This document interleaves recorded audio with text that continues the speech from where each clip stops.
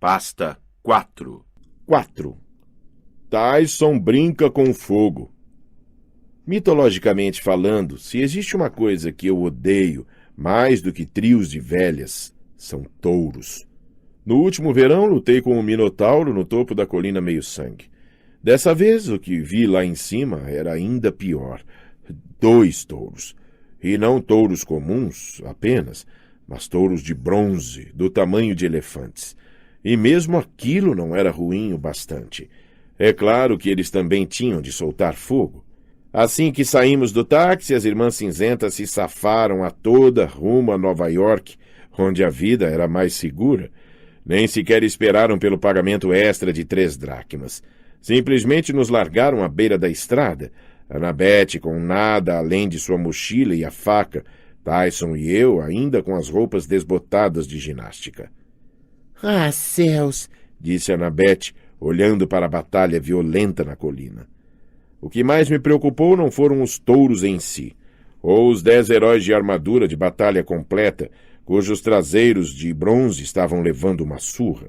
O que me preocupava era que os touros estavam se movimentando por toda a colina, inclusive atrás do pinheiro. Aquilo não deveria ser possível. As fronteiras mágicas do acampamento não permitiam que monstros passassem além da árvore de Thalia. Mesmo assim, os touros de metal estavam fazendo isso. Um dos heróis gritou: Patrulha de fronteira! Aqui! Uma voz de menina, rouca e familiar. Patrulha de fronteira? Pensei. O acampamento não tinha patrulha de fronteira. É Clarice, disse Annabeth. Venha, temos de ajudá-la. Normalmente, correr para ajudar Clarice não estaria no topo da minha lista de coisas a fazer.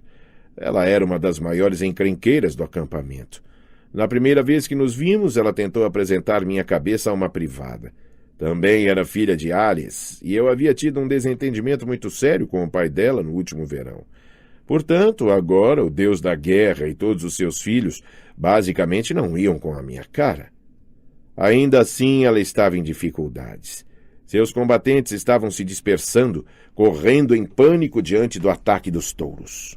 A grama estava em chamas em grandes faixas em volta do pinheiro. Um herói gritava e agitava os braços enquanto corria em círculos, o enfeite de crina de cavalo em seu capacete ardendo como um cocar flamejante. A armadura da própria Clarice estava chamuscada. Ela lutava com um cabo de lança quebrada, a outra extremidade estava cravada inutilmente na junta metálica do ombro de um dos touros. Tirei a tampa da minha caneta esferográfica. Ela cintilou e foi se tornando cada vez mais comprida e pesada, até eu me ver segurando nas mãos a espada de bronze Anaclusmus. Tyson, fique aqui. Não quero que se arrisque mais. Não, disse Annabeth. Precisamos dele. Olhei para ela. Ele é mortal. Teve sorte com as bolas de queimado, mas ele não pode... Percy, você sabe o que é aquilo lá em cima? Os touros de Colchis feitos pelo próprio Hefesto. Não podemos combatê-los sem o filtro solar de Medeia, com o fator de proteção 50.000. Vamos ser queimados até virar torresmo. O quê de Medeia?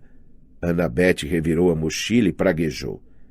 Eu tinha um pote de essência de coco tropical na minha cabeceira em casa. Por que não trouxe comigo? Tinha aprendido muito tempo atrás a não fazer muitas perguntas a Annabeth. Só me deixaria ainda mais confuso.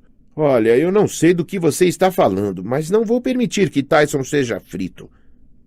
Percy! Tyson, fique aqui. Ergui minha espada. Vou entrar. Tyson tentou protestar, mas eu já estava correndo colina acima na direção de Clarice, que gritava com sua patrulha, tentando organizá-la em formação de falange. Era uma boa ideia. Os poucos que a ouviram formaram uma fileira ombro a ombro, encaixando seus escudos para forjar uma parede de couro e bronze, as lanças surgindo acima como cerdas de porco-espinho. Infelizmente, Clarice só conseguiu reunir 6 campistas. Os outros 4 ainda corriam em círculos com o capacete em chamas. Annabeth correu até eles tentando ajudar. Provocou um dos touros para que a perseguisse e depois ficou invisível, confundindo o monstro completamente. O outro touro investiu contra a linha de Clarice. Eu estava a meio caminho colina acima, não era perto o bastante para ajudar. Clarice ainda nem me vira. O touro se movimentava depressa demais para uma coisa tão grande. A carcaça metálica brilhava ao sol. Tinha rubis do tamanho de punhos no lugar dos olhos e chifres de prata polida. Quando abria a boca articulada, uma coluna de chamas incandescentes era expelida. Mantenham a linha! Ordenou Clarice a seus guerreiros. Você podia falar qualquer coisa sobre Clarice, mas ela era corajosa. Era uma menina grande com olhos cruéis como os do pai. Parecia ter nascido para usar uma armadura de batalha grega, mas até mesmo ela não me parecia capaz de resistir à investida daquele touro. Por azar, naquele momento, o outro touro perdeu o interesse em encontrar Annabeth.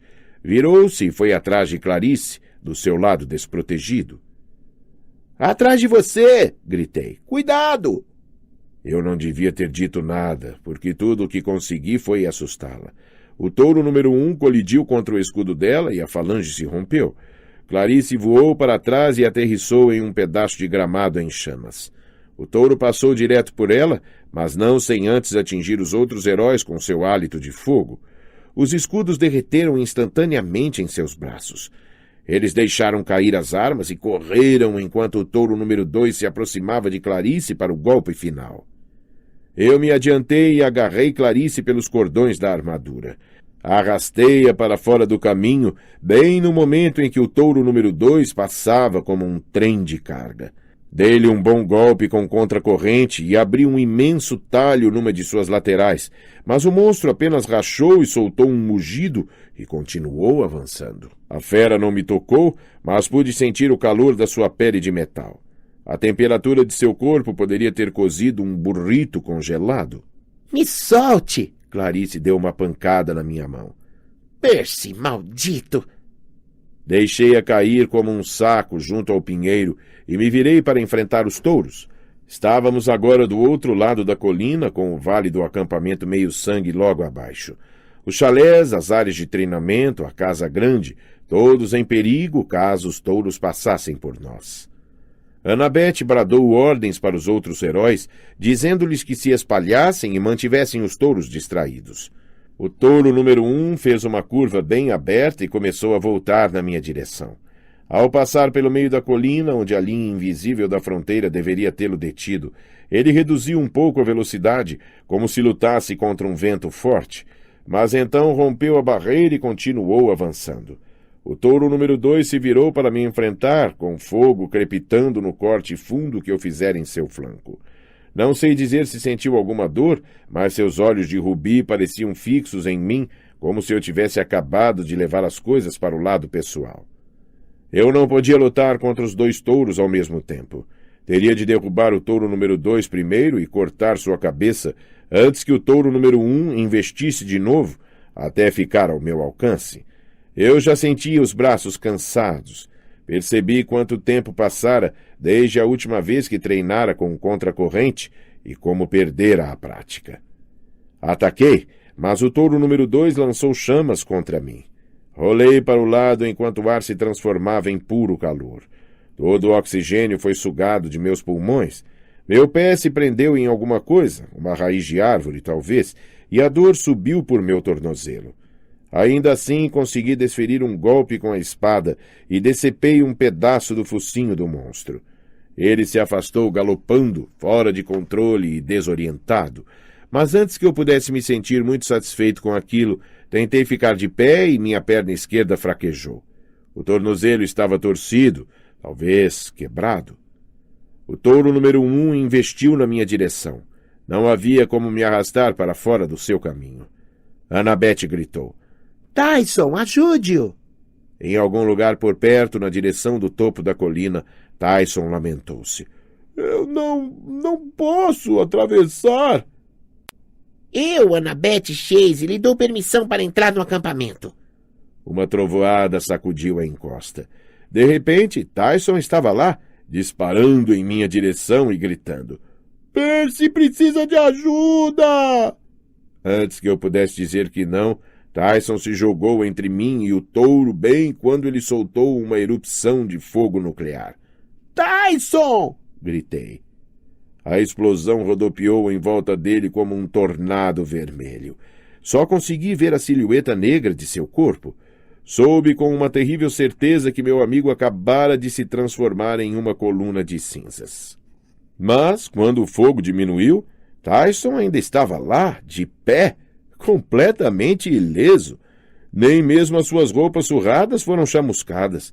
O touro deve ter ficado tão surpreso quanto eu, porque antes que pudesse exalar uma segunda erupção, Tyson cerrou os punhos e golpeou a cara dele. Vaca malvada! Seus punhos abriram uma cratera no lugar onde estaria o focinho do touro. 2 pequenas colunas de fogo irromperam dos ouvidos. Tyson acertou-o de novo e amassou o bronze sob suas mãos como papel alumínio. A cabeça do touro agora parecia um boneco de meia virado do avesso. — No chão! — berrou Tyson. O touro cambaleou e caiu de costas. As pernas balançaram debilmente no ar, o vapor escapando pela cabeça e outros lugares esquisitos. Annabeth correu para ver como eu estava. Meu tornozelo parecia estar cheio de ácido, mas ela me deu um pouco do néctar do Olimpo em seu cantil e imediatamente comecei a me sentir melhor. Havia um cheiro de queimado que depois percebi que vinha de mim. Os pelos em meus braços tinham ficado completamente chamuscados. — E o outro touro? — perguntei. Annabeth apontou colina abaixo. Clarice tinha cuidado da vaca malvada número 2. Ela a empalara pela pata traseira com uma lança de bronze celestial. Com o focinho semidestruído e um enorme talho no flanco, o bicho tentava correr em câmara lenta, andando em círculos como algum tipo de animal de carrossel. Clarice tirou o capacete e marchou em nossa direção. Uma mecha do seu cabelo castanho fibroso estava fumegando, mas ela parecia nem notar. — Você estragou tudo! — berrou ela para mim. — Eu tinha tudo sob controle. Eu estava atordoado demais para responder. Annabeth resmungou. — Bom ver você também, Clarice. — Ah! — gritou Clarice. — Nunca tente me salvar de novo. — Clarice, disse Annabeth, você tem alguns campistas feridos. Aquilo a fez cair em si. Até mesmo Clarice se preocupava com os soldados sob seu comando. — Eu vou voltar! — rosnou ela, e depois se afastou pesadamente para avaliar os danos. Olhei para Tyson. — Você não morreu? Tyson baixou os olhos como se estivesse com vergonha. — Ah, desculpe-me. Eu vim ajudar. Desobedeci a você. — Culpa minha, disse Annabeth. Não tive escolha. Eu tinha de deixar Tyson cruzar a fronteira para salvá-lo. Caso contrário, você teria morrido. — Deixá-lo cruzar a fronteira? Perguntei. — Mas... Percy, disse ela, você já olhou para Tyson com atenção? Quer dizer, para seu rosto. Ignorar a névoa e realmente olhar para ele. A névoa faz os seres humanos verem apenas o que seu cérebro pode processar. Eu sabia que ela podia enganar semideuses também, mas... Olhei para o rosto de Tyson. Não foi fácil. Sempre tive dificuldade de olhar diretamente para ele, embora nunca tivesse entendido muito bem por quê. Achava que era só porque sempre havia manteiga de amendoim nos seus dentes tortos. Forcei-me a focalizar seu nariz grande e sem jeito, depois, um pouco mais acima, seus olhos. Não olhos. Um olho. Um grande olho, castanho bezerro, bem no meio da testa, com cílios grossos e grandes lágrimas escorrendo pelas bochechas dos dois lados. Tyson, gaguejei. Você é um... Cíclope, sugeriu Annabeth. Um bebê, a julgar pela aparência. Provavelmente foi por isso que ele não conseguiu atravessar a fronteira como os touros. Tyson é um dos órfãos sem teto. Um dos quê? Eles estão em quase todas as grandes cidades, disse Annabeth de um jeito desagradável. São erros, Percy. Filhos de espíritos da natureza e deuses. Bem, normalmente um deus em particular, e nem sempre são perfeitos. Ninguém os quer. Eles são jogados de lado, crescem nas ruas sozinhos, Não sei como esse o encontrou, mas ele obviamente gosta de você. Devemos levá-lo a Quiron e deixar que ele decida o que fazer. Mas o fogo, como... Ele é um cíclope. Annabeth fez uma pausa, como se estivesse se lembrando de algo desagradável. Eles operam as forjas dos deuses. Precisam ser imunes ao fogo. É o que eu vinha tentando lhe dizer. Eu estava completamente chocado. Como nunca percebera o que Tyson era? Mas eu não tinha muito tempo para pensar nisso naquele momento. Toda a encosta da colina estava em chamas. Heróis feridos precisavam de atenção. E ainda havia 2 touros derrubados para descartar, e eu não fazia ideia de como eles iriam caber nas nossas caçambas normais de lixo reciclável. Clarice voltou e limpou a fuligem da testa. Jackson, se você puder aguentar, levante-se. Precisamos carregar os feridos de volta para a Casa Grande e informar a Tântalo o que aconteceu. Tântalo? Perguntei. O diretor de atividades, disse Clarice, impaciente. O diretor de atividades é Quiron. E onde está Argus? Ele é o encarregado da segurança. Devia estar aqui. Clarice fez uma cara amarga. Argus foi despedido. Vocês 2 estiveram afastados por muito tempo. As coisas estão mudando. Mas Quiron... Ele treina garotos para combater monstros há mais de 3.000 anos. Não pode ter simplesmente ido embora. O que aconteceu? Aquilo aconteceu, disparou Clarice. Ela apontou para a árvore de Thalia. Todos os campistas conheciam a história da árvore. 6 anos antes, Grover, Annabeth e 2 outros semideuses, chamados Thalia e Luke, chegaram ao acampamento Meio-Sangue, perseguidos por um exército de monstros. Quando se viram acuados no topo da colina, Thalia, filha de Zeus, montou resistência ali para dar tempo aos inimigos de alcançar a segurança. Quando ela estava morrendo, Zeus se apiedou e a transformou em um pinheiro. Seu espírito reforçou as fronteiras mágicas do acampamento, protegendo-o de monstros. O pinheiro estava lá desde então, forte e saudável. Mas agora suas folhas estavam amarelas. Uma enorme pilha de folhas mortas se acumulava na base da árvore. No centro do tronco, a 1 metro do chão, havia uma perfuração do tamanho de um buraco de bala, gotejando seiva verde. O gelo cortou meu peito. Agora eu entendia por que o acampamento estava em perigo. As fronteiras mágicas estavam falhando porque a árvore de Thalia estava morrendo. Alguém a envenenara. Pasta 5. 5. Meu novo companheiro de chalé. Alguma vez você já chegou em casa e encontrou seu quarto todo bagunçado? Como se alguma pessoa prestimosa, oi mamãe, tivesse tentado arrumá-lo e de repente você não conseguisse encontrar mais nada? E mesmo que nada esteja faltando, tem aquela sensação arrepiante de que alguém andou olhando suas coisas e limpando tudo com lustra-móveis que cheira a limão? Foi esse tipo de coisa que senti ao ver o acampamento Meio-Sangue de novo. Na superfície, nada parecia assim tão diferente. A Casa Grande ainda estava lá, com seu telhado azul e sua varanda em toda a volta. Os campos de morangos ainda se aqueciam ao sol. Os mesmos prédios com colunas gregas brancas se espalhavam pelo vale. O anfiteatro, a arena de combates, o pavilhão refeitório que dá para o estreito de Long Island. E aninhados entre os bosques e o riacho, os mesmos chalés. Um sortimento maluco de 12 prédios, cada qual representando um deus olimpiano diferente. Mas agora havia uma atmosfera de perigo. Dava para perceber que alguma coisa estava errada.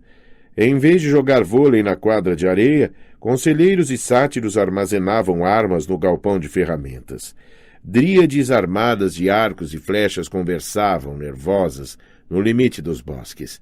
A floresta parecia doente. A grama na campina tinha um tom pálido de amarelo e as marcas do fogo na colina Meio-Sangue se destacavam como feias cicatrizes. Alguém tinha bagunçado meu lugar favorito em todo o mundo e eu não era... bem, um campista feliz. Enquanto caminhávamos para a Casa Grande, reconheci uma porção de campistas do último verão. Ninguém parou para conversar. Ninguém disse, sejam bem-vindos de volta. Alguns olharam 2 vezes quando viram Tyson, mas a maior parte simplesmente passou de cara fechada e seguiu em frente, cumprindo seus deveres, levando mensagens, carregando espadas para afiar nas pedras de amolar. O acampamento parecia uma escola militar, e acredite, eu as conheço, fui expulso de algumas. Nada disso importava para Tyson. Ele estava absolutamente fascinado com tudo o que via. O que é aquilo? Ele se espantava. Estábulos para Pégasos, disse eu. Os cavalos alados. E o que é aquilo? Aquilo são os banheiros. E aquilo ali? Os chalés dos campistas. Se não sabem quem é seu pai olimpiano, você é deixado no chalé de Hermes. Aquele marrom, logo ali, até que se descubra. Então, quando já sabem, juntam-no ao grupo de seu pai ou de sua mãe. Ele olhou para mim abismado. Você tem um chalé? O número 3. Apontei para uma construção cinzenta e baixa, feita de pedras do mar. Você mora com amigos no chalé? Não. Eu fico sozinho. Não estava com vontade de explicar. A verdade embaraçosa. Eu era o único naquele chalé porque supostamente não deveria estar vivo. Os 3 grandes deuses, Zeus, Poseidon e Hades, tinham feito um pacto depois da Segunda Guerra Mundial para não ter mais filhos com mortais. Nós éramos mais poderosos que os meios-sangues normais. E imprevisíveis demais. Quando ficávamos zangados, tendíamos a causar problemas, como a Segunda Guerra Mundial, por exemplo. O pacto dos 3 grandes só tinha sido quebrado 2 vezes, quando Zeus gerou Thalia e quando Poseidon me gerou. Nenhum de nós devia ter nascido. Thalia acabou transformada em um pinheiro quando tinha 12 anos. Eu estava fazendo o melhor possível para não seguir o exemplo dela. Tinha pesadelos só de pensar no que Poseidon poderia me transformar se algum dia eu estivesse à beira da morte. Plâncton, quem sabe? Ou um agrupamento flutuante de algas marinhas. Quando chegamos à Casa Grande, encontramos Quiron em seu alojamento, ouvindo suas músicas favoritas da década de 1960, enquanto arrumava seus alforjes. Acho que devo mencionar, Quiron é um centauro. Da cintura para cima parece um sujeito comum, de meia-idade, com cabelo castanho encaracolado e barba desarrumada. Da cintura para baixo é um corcel branco. Consegue passar por ser humano apertando sua metade inferior em uma cadeira de rodas mágica. De fato, ele se passou por meu professor de latim na 6ª série. Mas na maior parte do tempo, se os tetos forem bastante altos, ele prefere circular em sua forma plena de centauro. Assim que o vimos, Tyson ficou paralisado. "Pônei!" exclamou, totalmente extasiado. Quiron se voltou, parecendo ofendido. "Como disse?" Annabeth e eu subimos correndo e o abraçamos. Quiron, o que está acontecendo? Não está indo embora? A voz dela estava trêmula. Quiron era como seu segundo pai. Quiron despenteou o cabelo de Annabeth e lhe deu um sorriso bondoso. "Olá, criança. E Percy, ora vejam, você cresceu esse ano." Engoli em seco. "Clarice disse que você foi despedido." Os olhos de Quiron brilharam com um humor soturno. Bem, alguém tinha de levar a culpa. O Sr. Zeus ficou muito aborrecido. A árvore que ele criou do espírito de sua filha foi envenenada. O Sr. D precisava punir alguém. Quer dizer, se não fosse ele, resmunguei. Só de pensar no diretor do acampamento, Sr. D, eu fiquei irritado. Mas isso é loucura, exclamou Annabeth. Quiron, você não poderia ter nada a ver com o envenenamento da árvore de Thalia. Apesar disso, suspirou Quiron, alguns no Olimpo não confiam em mim agora, dadas as circunstâncias. Que circunstâncias? Perguntei. O rosto de Quiron se anuviou. Ele enfiou um dicionário latim e inglês no alforje, enquanto a música de Frank Sinatra soava no microsystem. Tyson ainda olhava para Kiron encantado. Choramingou como se quisesse acariciar Kiron, mas tivesse medo de chegar mais perto. Pônei? Kiron respirou fundo. Meu caro jovem cíclope, eu sou um centauro. Kiron, falei. E a árvore? O que aconteceu? Ele sacudiu a cabeça com tristeza. O veneno usado no pinheiro de Thalia é algo do mundo inferior, Percy. Há alguma peçonha que eu nunca tinha visto. Deve ter vindo de um monstro da profundeza dos abismos de Tártaro. Então sabemos quem é o responsável. Não invoque o nome do Titã, Percy. Especialmente não aqui e não agora. Mas no último verão ele tentou causar uma guerra civil no Olimpo. Isso tem de ser ideia dele. Ele convenceu Luke a fazer aquilo, aquele traidor.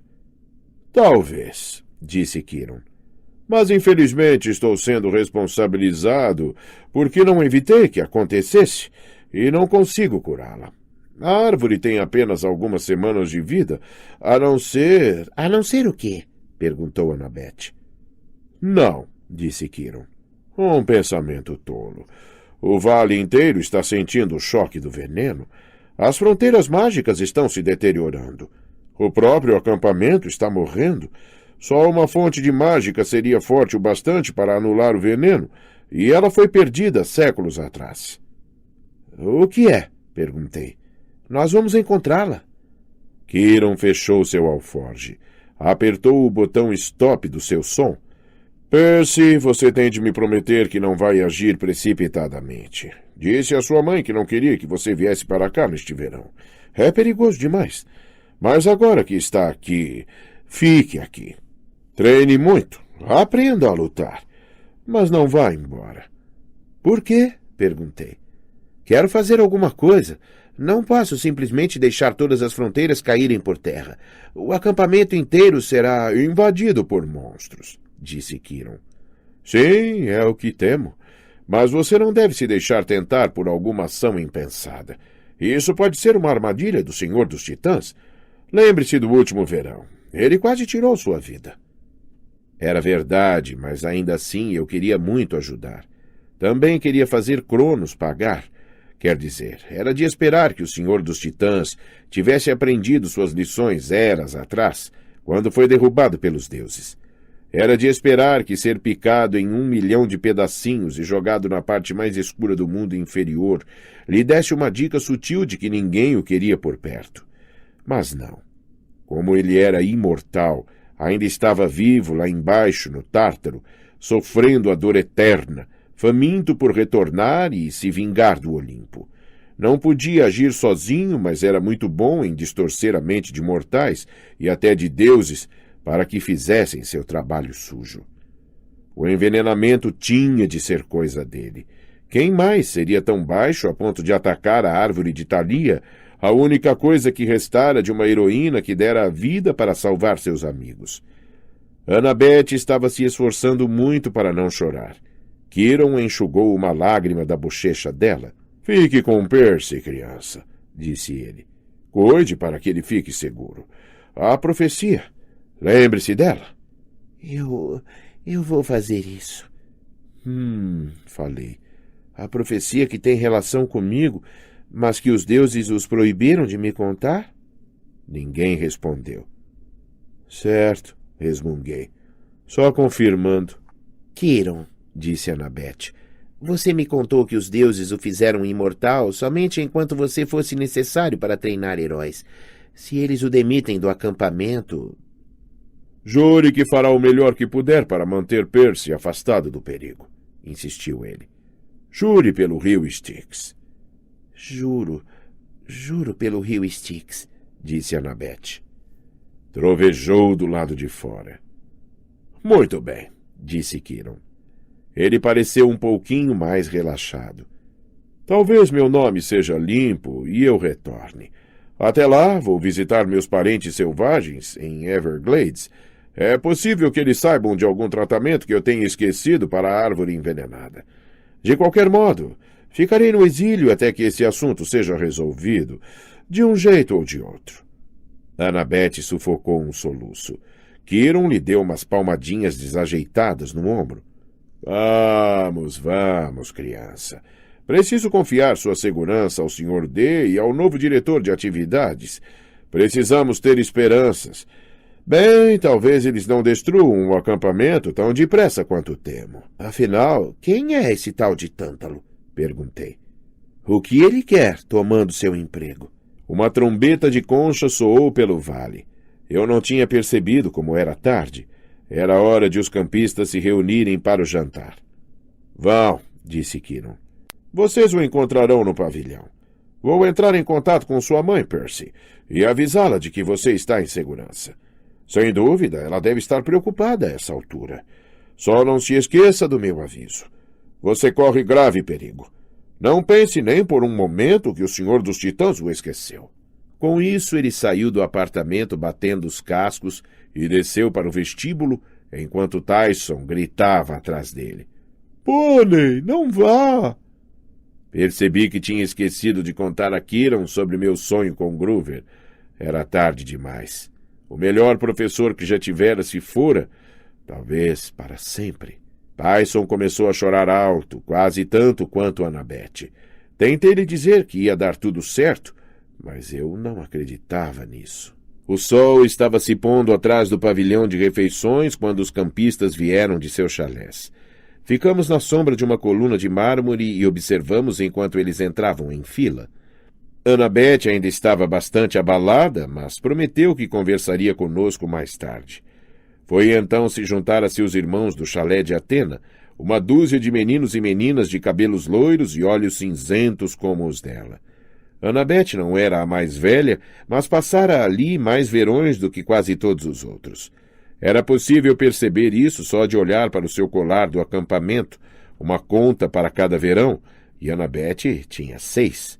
Ninguém questionava seu direito de liderar a fila. A seguir veio Clarice, liderando o chalé de Ares.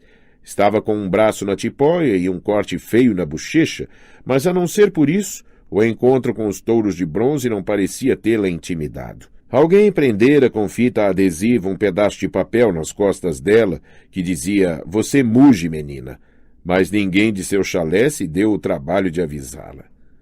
Depois das crianças de Ares veio o chalé de Hefesto, 6 caras liderados por Charles Beckendorf, um garoto grande de 15 anos, afro-americano. Tinha mãos do tamanho de luvas de beisebol e um rosto duro e estrábico de tanto olhar para dentro de uma forja de ferreiro o dia inteiro. Ele era bem simpático depois que você o conhecia, mas ninguém jamais o chamava de Charlie, Chuck ou Charles. A maioria só o chamava de Beckendorf. Dizia-se que ele era capaz de fazer qualquer coisa. Era só lhe dar um pedaço de metal e ele poderia criar uma espada afiada como navalha, um guerreiro robótico ou uma banheira de passarinho musical para o jardim de sua avó. O que a gente quisesse. Os outros chalés foram entrando em fila. Démeter, Apolo, Afrodite, Dionísio. As náiades emergiram do lago de canoagem. As dríades surgiram das árvores. Da campina veio uma dúzia de sátiros que me fizeram lembrar de Groover com aflição. Sempre tive um fraco pelos sátiros. Quando estavam no acampamento, serviam como os quebra-galhos do Sr. D, o diretor, mas seu trabalho mais importante era lá fora, no mundo real. Eles eram os olheiros do acampamento. Estavam disfarçados em escolas do mundo inteiro, procurando possíveis meios-sangues e os escoltavam para o acampamento. Foi como conheci Groover. Ele foi o primeiro a reconhecer que eu era um semideus. Depois que os sátiros entraram para jantar, o pessoal do chalé de Hermes veio por último. Era sempre o maior chalé. No último verão foi liderado por Luke, o cara que tinha lutado com Thalia e Annabeth no topo da colina meio-sangue. Por algum tempo, antes de Poseidon me reclamar, eu me alojei no chalé de Hermes. Luke se tornou meu amigo e depois tentou me matar. Agora o chalé de Hermes era liderado por Travis e Connor Stoll. Eles não eram gêmeos, mas eram tão parecidos que isso não importava. Nunca conseguia lembrar qual era o mais velho. Ambos eram altos e magros, com os cabelos castanhos caindo nos olhos. Usavam camisetas laranja do acampamento meio-sangue por cima de shorts folgados e tinham aquelas feições de elfo de todos os meninos de Hermes. Sobrancelhas arqueadas, sorriso sarcástico e um brilho nos olhos sempre que fitavam você, como se estivessem prestes a jogar uma bombinha dentro de sua camisa. Sempre achei engraçado que o deus dos ladrões tivesse filhos com o sobrenome Stoll, que lembra a palavra roubou em inglês, mas na única vez que mencionei isso a Travis e Connor, eles me olharam com cara de paisagem como se não tivessem entendido a piada. Assim que os últimos campistas entraram, levei Tyson até o meio do pavilhão. As conversas se interromperam. Cabeças se viraram. Quem convidou aquilo? Murmurou alguém na mesa de Apolo. Olhei furiosamente na direção deles, mas não consegui discernir quem havia falado. Da mesa principal veio uma voz arrastada, familiar. Ora, se não é Peter Jackson, o meu milênio está completo. Trinquei os dentes. Percy Jackson, senhor. O Sr. D tomou um gole da sua Diet Coke. Sim. Bem, como vocês jovens hoje em dia, tanto faz. Ele usava a camisa de sempre, havaiana com estampa de leopardo, bermuda e tênis com meias pretas. A barriga protuberante e a cara vermelha e manchada o faziam parecer um turista de Las Vegas que ficara acordado até tarde nos cassinos. Atrás dele, um sátiro que parecia nervoso tirava as cascas das uvas e as entregava ao Sr. D, uma de cada vez. O verdadeiro nome do Sr. D é Dioniso, o deus do vinho. Zeus o nomeou diretor do acampamento meio-sangue para ficar abstêmio por 100 anos, um castigo por paquerar uma ninfa proibida dos bosques. Ao lado dele, onde normalmente se sentava Quiron, ou ficava em pé na forma de centauro, havia alguém que eu nunca vira, um homem pálido e terrivelmente magro, usando um macacão laranja de prisioneiro. O número acima do bolso era 0001. Ele tinha sombras azuis debaixo dos olhos, unhas sujas e cabelo grisalho mal cortado, como se seu último corte de cabelo tivesse sido feito com um cortador de grama. Ele olhou para mim. Seus olhos me deixaram nervoso. Ele parecia em frangalhos. Zangado, frustrado e esfomeado, tudo ao mesmo tempo. Esse menino, disse-lhe Dioniso, precisa ficar de olho nele. Filho de Poseidon, você sabe. Ah, disse o prisioneiro, aquele. Seu tom deixou óbvio que ele e Dioniso já haviam conversado extensamente sobre mim. Eu sou Tântalo, disse o prisioneiro, sorrindo friamente. Em missão especial aqui. Bem, até que o meu senhor Dioniso decida outra coisa. Quanto a você, Perseu Jackson, realmente espero que evite causar mais problemas. Problemas? Perguntei. Dioniso estalou os dedos. Um jornal apareceu sobre a mesa, na primeira página do New York Post daquele dia. Trazia minha fotografia do anuário do Colégio Merriweather. Era difícil para mim distinguir a manchete, mas eu tinha um bom palpite do que dizia. Algo como, maluco de 13 anos toca fogo em ginásio. Sim, problemas, disse Tântalo com satisfação. Você causou um bocado deles no último verão, pelo que sei. Fiquei zangado demais para falar, como se fosse culpa minha que os deuses quase tivessem entrado numa guerra civil. Um sátiro avançou tenso e pôs um prato de churrasco na frente de Tântalo. O novo diretor de atividades lambeu os beiços, olhou para sua taça vazia e disse: Cerveja preta, reserva especial da Barks, 1967. O copo se encheu sozinho de um líquido espumante. Tântalo esticou a mão em dúvida, como se tivesse medo de que a taça estivesse quente. Vai em frente, meu velho, disse Dioniso, com um brilho estranho nos olhos. Talvez agora funcione. Tântalo tentou agarrar o copo, mas ele escapuliu rapidamente antes que pudesse tocá-lo. Algumas gotas de cerveja preta transbordaram, e Tântalo tentou recolhê-las com os dedos, mas as gotas deslizaram para longe como se fossem de mercúrio, antes que as alcançasse. Ele gemeu e se virou para o prato de churrasco. Pegou um garfo e tentou espetar um pedaço de peito, mas o prato deslizou até a extremidade da mesa e saiu voando direto para os carvões do braseiro. — Ah, droga! — resmungou Tântalo. — Ah, que pena! — disse Dioniso com a voz que transbordava falsa solidariedade. — Talvez daqui a alguns dias. Acredite-me, meu velho, trabalhar neste acampamento já vai ser tortura suficiente. Tenho certeza de que sua velha maldição, mais dia menos dia, vai acabar. — Mais dia menos dia — murmurou Tântalo, olhando para a Diet Coke de Dioniso. — Você tem ideia de como a garganta de uma pessoa fica seca depois de 1000 anos? — Ah, você é aquele espírito dos campos de punição, disse eu. Aquele que fica em pé na lagoa, com a árvore frutífera logo acima, mas não pode comer nem beber. Tântalo arreganhou um sorriso sarcástico para mim. Você é um verdadeiro erudito, não é, menino? Deve ter feito alguma coisa realmente horrível quando estava vivo, falei, um pouco impressionado. O que foi? Os olhos de Tântalo se estreitaram. Atrás dele, os sátiros sacudiam a cabeça vigorosamente, tentando me alertar. Vou ficar de olho em você, Percy Jackson, disse Tântalo. Não quero problemas no meu acampamento. Seu acampamento já tem problemas, senhor. Ah, vá se sentar, Johnson, suspirou Dioniso. Acho que aquela mesa ali é a sua, aquela em que ninguém mais quer se sentar.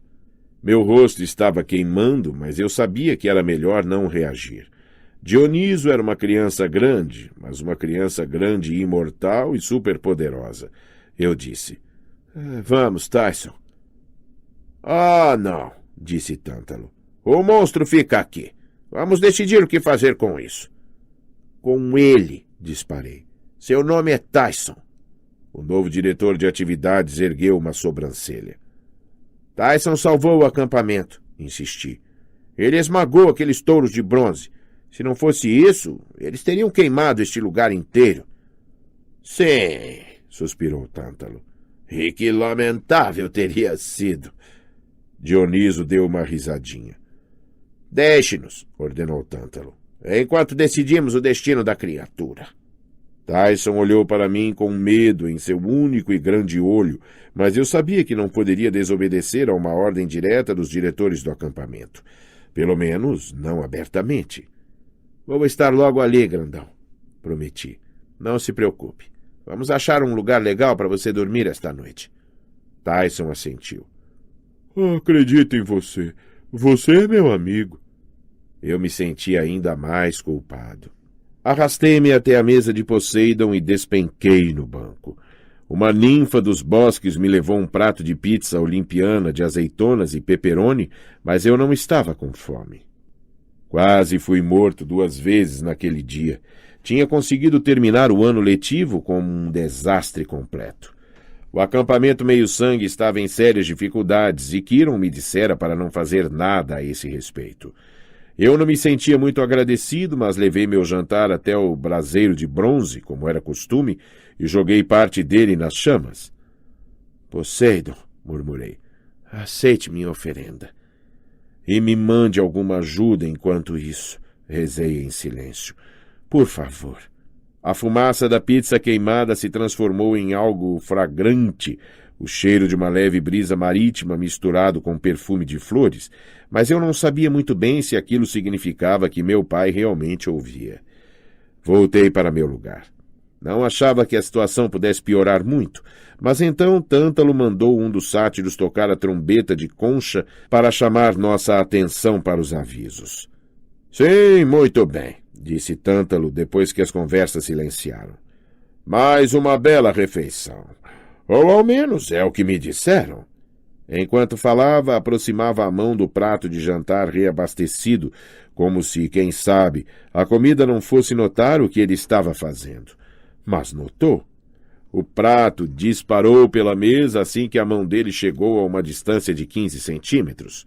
E aqui, no primeiro dia do meu mandato, continuou, gostaria de dizer que agradável forma de punição é estar aqui. Ao longo do verão, eu espero interagir com cada um de vocês, crianças. Todos parecem prontos para comer. Dioniso bateu palmas educadamente, puxando alguns aplausos desanimados dos sátiros. Tyson ainda estava plantado junto à mesa principal, aparentemente desconfortável, mas toda vez que tentava escapar do centro das atenções, Tântalo o puxava de volta. E agora, algumas mudanças. Tântalo deu um sorriso torto para os campistas. Estamos reinstituindo as corridas de brigas. Murmúrios irromperam em todas as mesas. Agitação, medo, incredulidade. Agora eu sei, continuou Tântalo, levantando a voz, que essas corridas foram suspensas há alguns anos devido a problemas técnicos. 3 mortes e 26 mutilações, gritou alguém da mesa de Apolo. Sim, disse Tântalo. Mas sei que todos vocês vão se juntar a mim para dar as boas-vindas ao retorno dessa tradição do acampamento. Louros de ouro serão entregues aos vencedores todos os meses. As equipes podem se registrar pela manhã. A primeira corrida acontecerá dentro de 3 dias. Vamos liberá-los da maior parte de suas atividades costumeiras para que preparem as bigas e escolham seus cavalos. E cheguei a mencionar que a equipe do Chalé Vitorioso será dispensada das obrigações diárias no mês em que vencer? Uma explosão de conversas animadas, sem trabalho na cozinha um mês inteiro, sem limpeza de estábulos. Ele estava falando sério? Então a última pessoa de quem eu esperava uma objeção fez isso. Mas, senhor, disse Clarice. Ela parecia nervosa, mas ficou em pé para falar da mesa de Ares. Alguns dos campistas riram ao verem o cartaz "Você muge, menina" nas costas dela. E o serviço de patrulha? Quer dizer, se abandonarmos tudo para preparar nossas bigas... A heroína do dia! Exclamou Tântalo. A corajosa Clarice, que sozinha derrotou os touros de bronze. Clarice piscou, depois corou. Eu não... E modesta também, sorriu Tântalo. Não se preocupe, querida. Esse é um acampamento de verão. Estamos aqui para nos divertir, certo? Mas a árvore... E agora? Disse Tântalo, enquanto diversos companheiros de chalé de Clarice a puxavam de volta para o banco. Antes que passemos à fogueira e à cantoria, uma pequena questão doméstica. Percy Jackson e Annabeth Chase julgaram apropriado, por alguma razão, trazer aqui isto. Tântalo acenou a mão para Tyson. Um murmúrio desconfortável se espalhou entre os campistas. Várias pessoas me olharam de lado. Tive vontade de matar Tântalo. Agora, é claro, disse ele. Os cíclopes têm reputação de ser monstros sanguinários com uma capacidade cerebral muito pequena. Em circunstâncias normais, eu soltaria essa besta fera nos bosques e mandaria vocês em seu encalço com tochas e pedaços de pau. Mas quem sabe? Talvez esse cíclope não seja tão horrível quanto seus irmãos. Até que ele prove ser digno de destruição, precisamos de um lugar para mantê-lo. Pensei nos estábulos, mas isso deixaria os cavalos nervosos. Quem sabe o chalé de Hermes? Silêncio na mesa de Hermes. Travis e Connor Stoll de repente ficaram muito interessados na toalha de mesa. Eu não poderia culpá-los. O chalé de Hermes estava sempre cheio a ponto de arrebentar. Não havia como abrigar um cíclope de 1,90 m. Vamos, caçoou Tântalo. O monstro pode realizar algumas tarefas domésticas. Há alguma sugestão sobre onde esta besta fera deve ser recolhida? De repente, todos ficaram boquiabertos. Tântalo afastou-se bruscamente de Tyson, surpreso. Tudo o que pude fazer foi olhar incrédulo para a luz verde brilhante que estava prestes a mudar minha vida, uma impressionante imagem holográfica que apareceu acima da cabeça de Tyson. Com um nó de enjoo no estômago, lembrei-me do que Annabeth dissera sobre os cíclopes. Eles são filhos dos espíritos da natureza e deuses.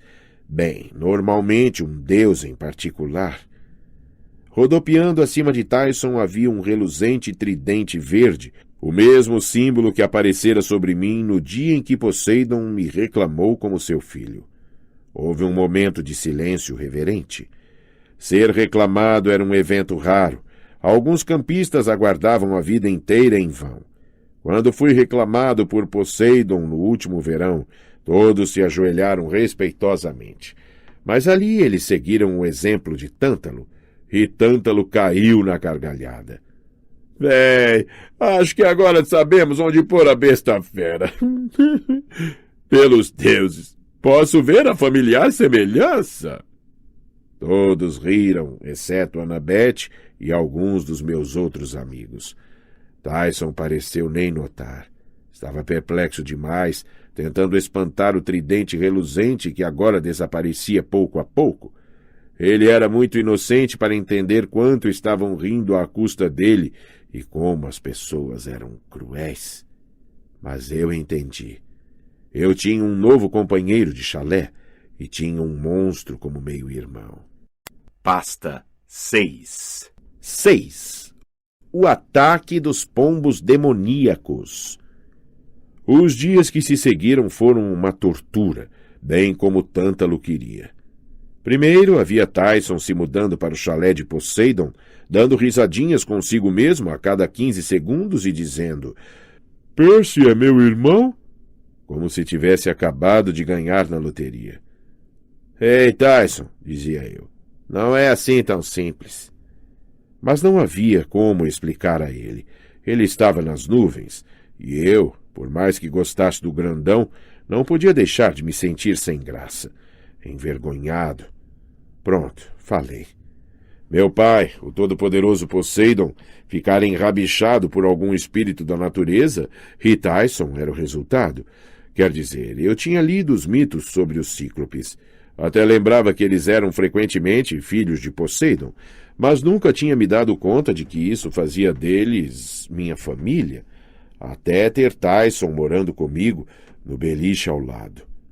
Depois havia os comentários dos outros campistas. De repente, eu não era Percy Jackson, o cara legal que recuperara o relâmpago de Zeus no último verão. Agora eu era Percy Jackson, o pobre idiota que tinha um monstro feioso como irmão. Ele não é meu irmão de verdade, eu protestava sempre que Tyson não estava por perto.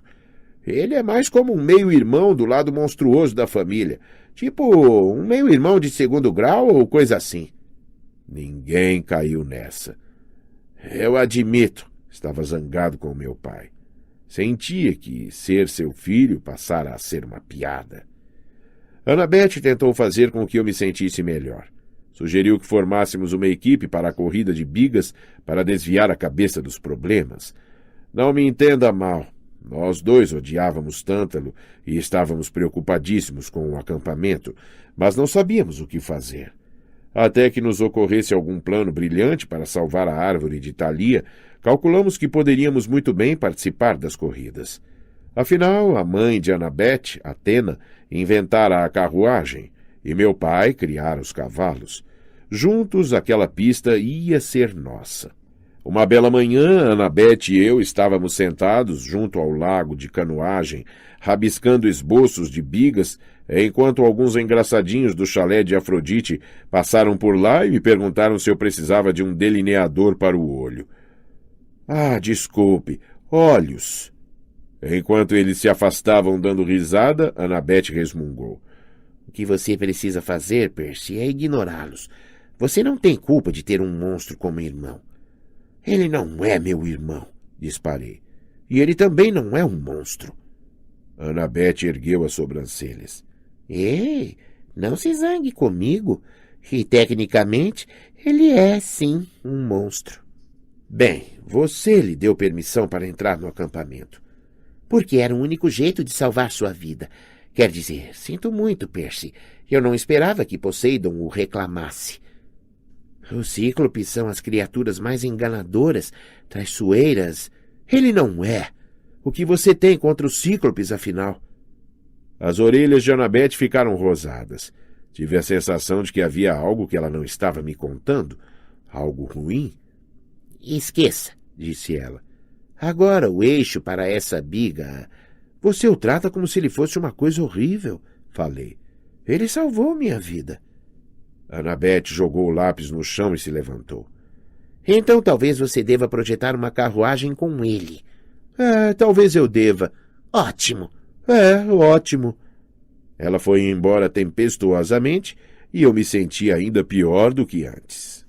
Nos dias seguintes, tentei manter a cabeça longe dos problemas. Silena Beauregard, uma das meninas mais agradáveis do chalé de Afrodite, me deu minha primeira aula de equitação em um Pégaso.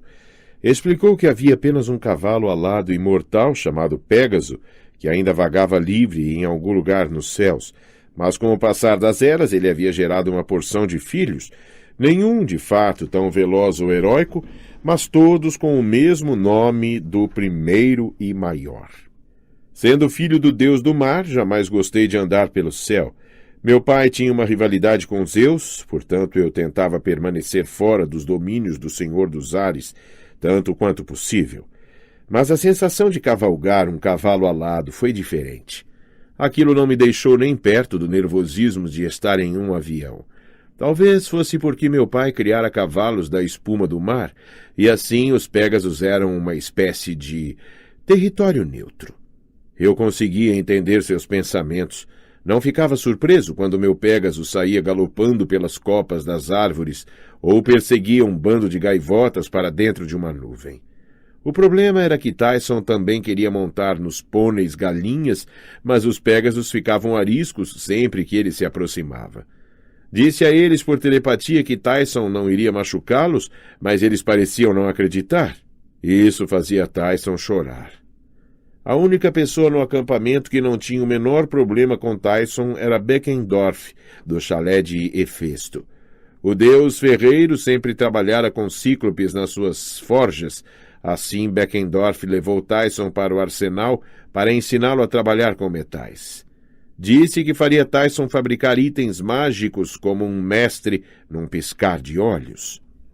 Depois do almoço, eu treinava na arena com o chalé de Apolo. A esgrima sempre fora meu ponto forte. As pessoas diziam que eu era melhor nisso do que qualquer campista nos últimos 100 anos, com exceção, talvez, de Luke. Eu era sempre comparado com Luke. Eu derrotava os caras de Apolo com facilidade. Devia praticar contra os chalés de Ares e Atena, já que eles tinham os melhores espadachins, mas não me dava bem com Clarice e seus irmãos. E depois da discussão com Annabeth, simplesmente não queria vê-la. Eu ia às aulas de arco e flecha, muito embora fosse péssimo nisso, e não era a mesma coisa sem Chiron ensinando. Nas artes e nos trabalhos manuais comecei a esculpir um busto de Poseidon, mas estava ficando tão parecido com Sylvester Stallone que o descartei. Escalava a parede de treinamento em nível de dificuldade máximo, com lava e terremoto. E à noite fazia a patrulha de fronteira. Muito embora Tântalo tivesse insistido em que esquecêssemos de tentar proteger o acampamento, alguns dos campistas mantiveram discretamente a vigia, montando uma escala em nossas horas vagas. Eu me sentava no topo da colina meio-sangue e observava as dríades indo e vindo, cantando para o pinheiro moribundo. Sátiros levavam suas flautas de junco e tocavam melodias mágicas da natureza, e por algum tempo as agulhas do pinheiro pareciam ficar mais encorpadas. O aroma das flores da colina ficava um pouco mais doce e a grama parecia mais verde, mas assim que a música parava, a doença tomava de novo o ar. A colina inteira parecia estar infectada, morrendo do veneno que se infiltrara nas raízes da árvore. Quanto mais eu ficava lá sentado, mais me enfurecia. Luke tinha feito aquilo. Eu me lembrei do seu sorriso dissimulado, da cicatriz de garra de dragão que atravessava seu rosto. Ele fingira ser meu amigo e todo o tempo fora o servo número 1 de Cronos. Abri a palma da mão. A cicatriz que Luke me fizera no último verão estava desaparecendo, mas eu ainda podia vê-la. Uma ferida branca em forma de asterisco, onde seu escorpião das profundezas me dera uma ferroada. Pensei no que Luke dissera na noite antes de tentar me matar. Adeus, Percy. Uma nova idade do ouro está chegando. Você não será parte dela. À noite, eu tinha mais sonhos com Groover. Às vezes ouvia apenas fragmentos da voz dele. Certa vez o ouvi dizer, é aqui. Em outra, ele gosta de carneiros. Pensei em contar a Annabeth meus sonhos, mas eu me sentiria um bobo. Isto é, ele gosta de carneiros? Ela teria achado que eu estava maluco. Na noite anterior à corrida, Tyson e eu terminamos nossa biga. Ficou legal. Tyson tinha feito as partes metálicas nas forjas do arsenal. Eu havia lixado a madeira e montado a carruagem. Era azul e branca, com desenhos de ondas nas laterais e um tridente pintado na frente. Depois daquele trabalhão, era mais do que justo que Tyson fosse meu copiloto, embora eu soubesse que os cavalos não iriam gostar disso e que o peso extra de Tyson nos atrasaria. Quando estávamos indo para a cama, Tyson disse: "Você está zangado?" Percebi que estava de cara feia. "Não, não estou zangado." Ele se deitou em seu beliche e ficou em silêncio no escuro. Seu corpo era grande demais para a cama. Quando puxava as cobertas, os pés ficavam de fora. "Eu sou um monstro." "Ah, não diga isso." Tudo bem. Eu vou ser um bom monstro. Assim você não vai precisar ficar zangado." Eu não sabia o que dizer. Olhei para o teto e me senti como se estivesse morrendo devagar, junto com a árvore de Thalia. "É só que eu nunca tive um meio-irmão antes." Tentei impedir que minha voz falhasse. "É mesmo diferente para mim. Eu estou preocupado com o acampamento. E um outro amigo meu, Groover, ele pode estar com problemas. Fico me sentindo como se devesse fazer alguma coisa para ajudar, mas não sei o quê." Tyson não disse nada. "Desculpe-me", falei. "Não é sua culpa. Estou zangado com Poseidon. Sinto que ele está tentando me atrapalhar. Tipo, está tentando nos confrontar ou coisa assim. E eu não entendo por quê." Ouvi um som surdo e profundo. Tyson estava roncando. Eu suspirei. Boa noite, grandão." E também fechei os olhos. No meu sonho, Groover estava usando um vestido de noiva. Não lhe caía muito bem. O vestido era comprido demais e a barra estava encrostada de lama seca. O decote ficava escorregando dos ombros. Um véu esfarrapado cobria seu rosto. Ele estava em uma caverna úmida, iluminada somente por tochas. Havia um catre num canto e um tiar antiquado em outro, com um pedaço de pano branco tecido na armação. E Groover olhava diretamente para mim como se eu fosse um programa de TV que ele aguardava. "Graças aos deuses", gemeu ele. "Você pode me ouvir?" Meu eu do sonho demorou a responder. Ainda estava olhando em volta, tentando entender o teto de estalactites, o mau cheiro de carneiros e bodes, os sons de rosnados, resmungos e balidos que pareciam vir de trás de uma rocha do tamanho de uma geladeira que bloqueava a única saída do recinto como se houvesse uma caverna muito maior atrás dela. "Percy", disse Groover, "por favor, não tenho forças para me projetar melhor. Você precisa me ouvir." "Estou ouvindo", falei. "Groover, o que está acontecendo?" De trás da rocha, uma voz monstruosa gritou. "Docinho, você já está pronta?" Groover se encolheu. Ele gritou em falsete. "Ainda não, meu amor. Mais alguns dias." Já não se passaram 2 semanas. "Não, meu amor. Só 5 dias. Ainda faltam mais 12. O monstro ficou em silêncio, talvez tentando fazer a conta. Ele devia ser pior do que eu em aritmética, porque disse: "Está bem, mas onde logo? Eu quero ver embaixo deste véu." Groover virou-se novamente para mim. "Você precisa me ajudar. Não há mais tempo. Estou preso nessa caverna, em uma ilha, no mar." "Onde?" "Não sei exatamente. Fui para a Flórida e entrei à esquerda." "O quê? Como você..." "É uma armadilha", disse Groover. "Por isso nenhum sátiro jamais retornou de sua missão. Ele é um pastor, Percy, e ele está com aquilo. Sua natureza mágica é tão poderosa que cheira exatamente como o grande deus Pan, Os sátiros vêm aqui pensando que encontraram Pan e são apanhados e comidos por Polifemo. Poli quem? O Cíclope, disse Groover exasperado. Quase escapei. Fui até Santo Agostinho. Mas ele o seguiu, falei, lembrando meu primeiro sonho. E o encurralou numa loja de noivas. É isso, disse Groover. Minha primeira conexão empática deve ter funcionado, então. Olhe, este vestido de noiva é a única coisa que me mantém vivo. Ele gostou do meu cheiro, mas eu lhe disse que era apenas um perfume com aroma de bode. Por sorte, ele não enxerga muito bem. O olho ainda está meio cego, da última vez em que alguém o golpeou. Mas logo vai perceber quem eu sou.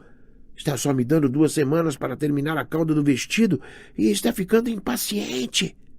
Espere um minuto. O Cíclope pensa que você é... Sim, resmungou Groover. Ele pensa que sou uma dama cíclope e quer se casar comigo. Em circunstâncias diferentes eu teria explodido numa gargalhada, mas a voz de Groover era muito séria. Ele estava tremendo de medo. Eu vou salvá-lo, prometi. Onde você está? No mar de monstros, é claro. Mar de quê? Já disse. Não sei exatamente onde fica.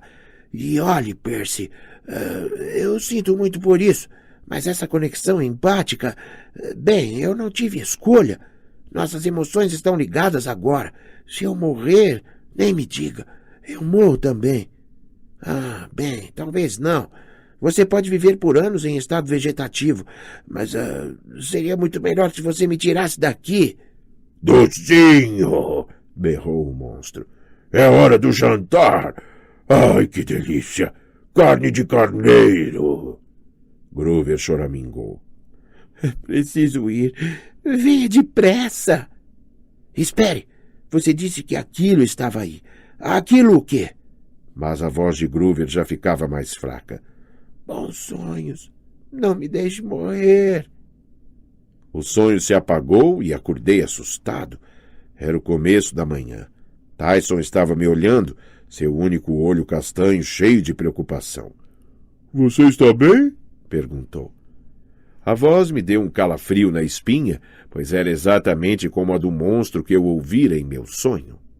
A manhã da corrida estava quente e úmida. A névoa estava baixa sobre a terra como vapor de sauna. Milhões de pássaros se empoleiravam nas árvores. Gordos pombos cinza e brancos, só que eles não arrulhavam como pombos comuns. Soltavam aqueles desagradáveis guinchos metálicos que me lembravam radar de submarino. A pista da corrida fora construída em um campo gramado entre a linha de arco e flecha e os bosques. O chalé de Hefesto usou os touros de bronze, completamente domesticados depois que as cabeças foram esmagadas, para preparar uma pista oval em questão de minutos. Havia fileiras de degraus de pedra para os espectadores, tântalos, sátiros, algumas dríades e todos os campistas que não estavam participando. O Sr. D não apareceu. Ele nunca acordava antes das 10 horas. — Certo! — anunciou Tântalo quando as equipes começaram a se reunir.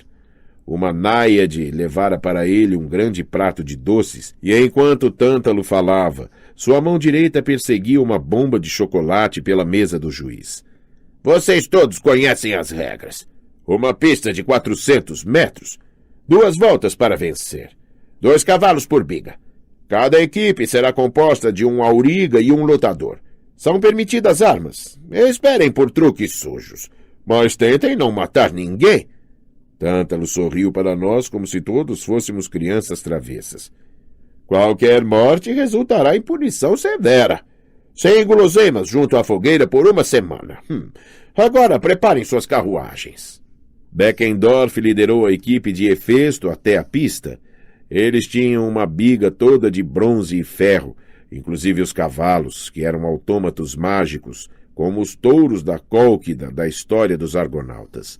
Não tinha dúvidas de que a carruagem deles tinha todos os tipos de armadilhas mecânicas e itens mais sofisticados que os de uma super Maserati. A biga de Ares era vermelho sangue, puxada por 2 medonhos esqueletos de cavalo. Clarice embarcou com um feixe de lanças, clavas, bolas de pregos e outros brinquedos detestáveis. A de Apolo era elegante e graciosa, inteiramente dourada, puxada por 2 belos cavalos baios. Seu lutador estava armado com um arco, embora tivesse prometido não disparar flechas comuns, com ponta, contra os aurigas oponentes. A de Hermes era verde e tinha a aparência de um pouco velha, como se não saísse da garagem havia anos. Não parecia nada especial, mas era conduzida pelos irmãos Stoll, e estremeci só de pensar nos truques sujos que eles haviam armado. Restavam 2 carruagens, uma conduzida por Annabeth e outra por mim. Antes do começo da corrida, tentei me aproximar de Annabeth e lhe contar meu sonho. Ela se animou quando mencionei Groover, mas quando mencionei o que ele dissera, ela ficou distante outra vez, desconfiada. Você está tentando me distrair, concluiu. O quê? Não estou não. Ora, como se Groover, por mero acaso, tivesse tropeçado na única coisa que poderia salvar o acampamento. O que você quer dizer? Ela revirou os olhos. Volte para sua biga, Percy. Eu não estou inventando isso. Ele está em perigo, Annabeth. Ela hesitou.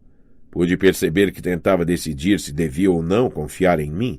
A despeito das brigas ocasionais, passamos por muita coisa juntos, e eu sabia que ela jamais desejaria que algo de ruim acontecesse a Groover. Percy, uma conexão empática é muito difícil de ser feita. Quer dizer, é mais provável que você estivesse mesmo sonhando. O oráculo, disse eu. Podíamos consultar o oráculo. Annabeth franziu a testa. No último verão, antes de minha missão, eu visitara o estranho espírito que morava no sótão da Casa Grande, e ele me fizera uma profecia que se realizara de um modo que eu jamais imaginaria. A experiência tinha me aterrorizado por meses. Annabeth sabia que eu nunca sugeriria voltar lá se não estivesse falando realmente a sério. Antes que ela pudesse responder, a trombeta de concha soou. Aurigas! Bradou Tântalo. Aos seus lugares! Conversamos mais tarde, disse Annabeth. Depois que eu vencer. Enquanto eu caminhava de volta para a biga, notei que havia mais pombos nas árvores, guinchando como loucos, fazendo a floresta inteira farfalhar. Ninguém mais parecia estar prestando muita atenção, mas eles me deixavam nervoso. Os bicos cintilavam de modo estranho. Os olhos pareciam mais brilhantes que os de pássaros comuns.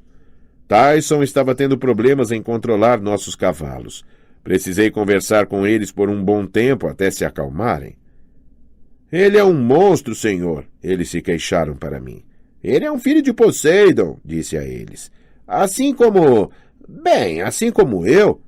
Não, eles insistiram. Monstro, comedor de cavalos, não confiamos. Eu lhes darei torrões de açúcar no final da corrida, falei. Torrões de açúcar? Torrões de açúcar muito grandes. E maçãs. Eu tinha falado das maçãs? Por fim, concordaram em deixar que eu os atrelasse. Agora, se você nunca viu uma biga grega, ela é construída para ser veloz, não para conforto e segurança. É basicamente um cesto de madeira, aberto atrás, montado sobre um eixo entre 2 rodas. Quem conduz fica em pé o tempo todo e a gente sente cada solavanco da estrada. É feita com uma madeira tão leve que, se você perder o controle nas curvas fechadas em uma extremidade ou outra da pista, provavelmente vai capotar, esmigalhando tanto a carruagem como a si mesmo. Tem mais adrenalina que andar de skate. Segurei as rédeas e manobrei para a linha de partida. Entreguei a Tyson uma vara de 3 metros e disse a ele que sua função seria empurrar para longe as outras bigas se elas chegassem perto demais e desviar qualquer coisa que tentassem atirar em nós. Sem bater nos pôneis com o pau, insistiu ele. Certo, concordei. Nem nas pessoas, se você puder evitar. Vamos jogar limpo. Apenas afaste as distrações e deixe que eu me concentre em conduzir. Vamos vencer, ele alardeou. A gente ia perder feio, pensei comigo mesmo, mas eu tinha de tentar. Queria mostrar aos outros, não sabia o que exatamente, que Tyson não era um cara assim tão mau, que eu não estava envergonhado de ser visto com ele em público, que eles não tinham me ofendido com todas as suas piadas e provocações. Quando as carruagens se alinharam, mais pombos de olhos brilhantes se juntaram nos bosques. Guinchavam tão alto que os campistas na arquibancada estavam começando a reparar, olhando nervosos para as árvores que tremiam sob o peso dos pássaros. Tântalo não parecia preocupado, mas teve de falar mais alto para ser ouvido. Aurigas! Bradou ele. Tomem suas posições! Ele ergueu a mão e o sinal de partida desceu. As carruagens dispararam, fazendo barulho. Cascos ressoaram contra o pó. A multidão vibrou. Quase imediatamente se ouviu um alto e desagradável craque. Olhei para trás a tempo de ver a biga de Apolo virar de repente. Hermes colidira com ela, talvez por engano, talvez não. A equipe de Hermes, Travis e Connor riu da boa sorte, mas não por muito tempo. Os cavalos de Apolo chocaram-se contra os dela e a biga de Hermes também virou, deixando uma pilha de madeira quebrada e 4 cavalos empinando na poeira. 2 carruagens eliminadas nos primeiros 6 metros. Adorei o esporte. Voltei a prestar atenção à minha frente.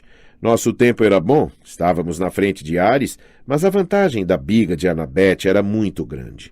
Ela já estava contornando a primeira coluna, seu lanceiro com um sorriso arreganhado, acenando para nós e gritando: "Até mais!" A carruagem de Hefesto também começava a nos alcançar. Beckendorf apertou um botão e um painel se abriu na lateral da sua carruagem. "Desculpe-me, Percy!" gritou ele. 3 conjuntos de bolas e correntes foram atirados diretamente para nossas rodas. Teriam nos destroçado por completo se Tyson não as tivesse desviado para o lado com um movimento rápido de sua vara. Ele deu um bom empurrão na biga de Hefesto, que saiu deslizando de lado enquanto seguíamos em frente. "Bom trabalho, Tyson!" gritei. "Passarinhos!" gritou. "O quê?"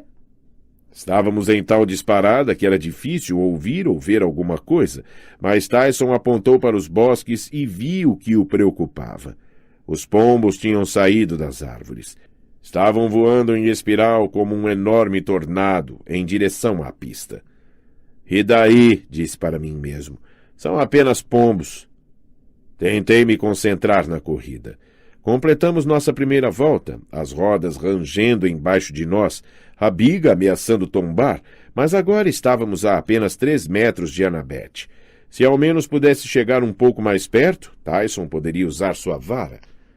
O guerreiro de Anabete não estava mais sorrindo. Puxou um dardo de sua coleção e mirou em mim. Estava prestes a lançá-lo quando ouvimos os gritos. Os pombos estavam se aglomerando, milhares deles mergulhando sobre os espectadores na arquibancada, atacando as outras bigas. Beckendorf estava cercado. Seu guerreiro tentou espantar os pássaros a pauladas, mas não conseguia enxergar nada. A biga deu uma guinada e saiu rasgando um caminho no meio dos campos de morangos, os cavalos mecânicos soltando vapor. Na carruagem de Ares, Clarice gritou uma ordem para seu guerreiro, que rapidamente jogou uma tela de camuflagem por cima de seu cesto. Os pássaros enxamearam em volta dela, bicando e arranhando as mãos do guerreiro, enquanto ele tentava segurar a rede no alto, mas Clarice apenas trincou os dentes e continuou guiando. Seus cavalos esqueléticos pareciam imunes à distração. Os pombos bicavam inutilmente as órbitas vazias e voavam por entre suas costelas, mas os corcéis continuavam correndo. Os espectadores não tiveram tanta sorte. Os pássaros atacavam qualquer pedaço de carne exposta, levando todos ao pânico. Agora que os pássaros estavam mais perto, ficou claro que não eram pombos normais. Seus olhos eram pequenos, brilhantes e perversos. Os bicos eram de bronze e, a julgar pelos gritos dos campistas, deviam ser afiados como navalhas. "Pássaros de Estinfalha!" gritou Anabete. Ela reduziu a velocidade e emparelhou sua biga com a minha. "Vão descarnar todo mundo até os ossos se não os espantarmos." "Tyson", disse eu, "meia volta." Pegamos o caminho errado?" perguntou ele. "Sempre", resmunguei, mas manobrei a biga na direção da arquibancada. Anabete seguia bem ao meu lado. Ela gritou: "Heróis, às armas!" Mas eu não tinha certeza se alguém poderia ouvi-la com os guinchos dos pássaros e todo aquele caos. Segurei as rédeas com uma das mãos e consegui empunhar contra a corrente, enquanto uma onda de pássaros mergulhava sobre meu rosto, os bicos metálicos batendo. Golpeei-os no ar e eles explodiram em pó e penas, mas ainda restavam milhões deles. Um me pegou no traseiro e quase pulei para fora da biga. Annabeth não estava com muito mais sorte. Quanto mais perto chegávamos da arquibancada, mais compacta ficava a nuvem de pássaros. Alguns dos espectadores tentavam se defender. Os campistas de Atena gritavam por escudos. Os arqueiros do chalé de Apolo carregaram seus arcos e flechas, prontos para exterminar a ameaça, mas com tantos campistas misturados com os pássaros, não era seguro disparar. — São pássaros demais! — gritei para Annabeth. — Como a gente se livra deles? Ela golpeou um pombo com a faca. — Hércules usou barulho, símbolos de bronze. Ele os espantou com o som mais horrível que conseguiu. Os olhos dela se arregalaram. — Percy, a coleção de Quiron! Entendi imediatamente. — Acha que vai funcionar? Ela entregou as rédeas ao guerreiro e pulou de sua biga para a minha, como se fosse a coisa mais fácil do mundo. — Para a Casa Grande! É a nossa única chance! Clarice acabara de cruzar a linha de chegada, sem adversários, e parecia só então ter notado como era sério o problema dos pássaros. Quando viu que nos afastávamos, gritou. — Vocês estão fugindo? A luta é aqui, seus covardes! Ela puxou a espada e investiu para a arquibancada. Fiz os cavalos galoparem. A biga passou com barulho pelos campos de morangos, atravessou a quadra de vôlei e parou bruscamente na frente da Casa Grande. Annabeth e eu corremos para dentro, disparando pelo corredor até o alojamento de Quiron. O aparelho de som ainda estava na mesa de cabeceira e também seus CDs favoritos. Agarrei o mais repulsivo que pude encontrar. Annabeth agarrou o aparelho e corremos juntos de volta para fora. Na pista, as carruagens estavam em chamas. Campistas feridos corriam em todas as direções, com pássaros dilacerando-lhes as roupas e arrancando-lhes os cabelos, enquanto Tântalo perseguia doces do café da manhã em volta da arquibancada, gritando de vez em quando. — Está tudo sob controle! Não se preocupem! Paramos a carruagem na linha de chegada. Annabeth preparou o som. Rezei para as pilhas não estarem fracas. Apertei o play e o favorito de Quiron começou a tocar, os maiores sucessos de Dean Martin. De repente o ar se encheu com o som de violinos e de um bando de caras resmungando em italiano. Os pombos demoníacos enlouqueceram. Começaram a voar em círculos, colidindo uns com os outros como se quisessem explodir seus miolos. Depois, abandonaram de vez a pista e voaram para o céu em uma enorme onda escura. — Agora! — bradou Annabeth. — Arqueiros! Sem obstrução, a mira dos arqueiros de Apolo era infalível. A maioria conseguia disparar 5 ou 6 flechas de uma vez. Em minutos, o chão estava coalhado de pombos de bico de bronze mortos e os sobreviventes eram um distante rastro de fumaça no horizonte. O acampamento estava a salvo, mas a devastação não era bonita de ver. A maioria das bigas tinha sido completamente destruída. Quase todos estavam feridos, sangrando com bicadas múltiplas dos pássaros. As meninas do chalé de Afrodite gritavam porque seus penteados tinham sido arruinados e suas roupas estavam sujas de cocô de pombo. — Bravo! — disse Tântalo, mas não estava olhando para mim ou Annabeth. — Temos nossa primeira vencedora! Ele foi até a linha de chegada e premiou com os louros dourados uma Clarice perplexa. Ele então se virou e sorriu para mim. — E agora, a punição para os desordeiros que tumultuaram a corrida.